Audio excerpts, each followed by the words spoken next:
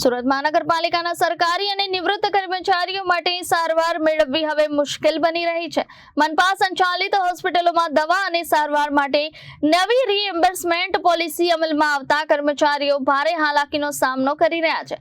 અગાઉ મળતી વિનામૂલ્યે સારવાર અને દવાઓની સુવિધા હવે બંધ થતા પહેલા પોતાના ખિસ્સામાંથી ખર્ચ કરવો પડી રહ્યો છે. સુરત મહાનગરપાલિકાએ દવાઓના રેડ કેસ અને ગેરરીતિ રોકવા માટે મેડિકલ રીએમ્બર્સમેન્ટ પોલિસીમાં ફેરફાર કર્યો છે, પરંતુ યોગ્ય આયોજનના અભાવે તેનો સીધો ભોગ કર્મચારીઓ અને નિવૃત્ત કર્મચારીઓ બની રહ્યા છે.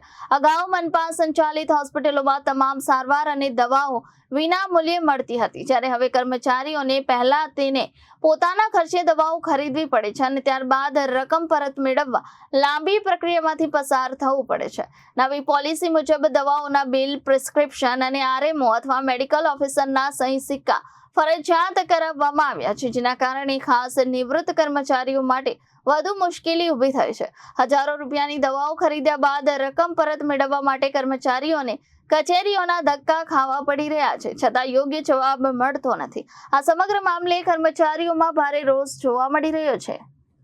Bureau report, Janadesh news, Surat.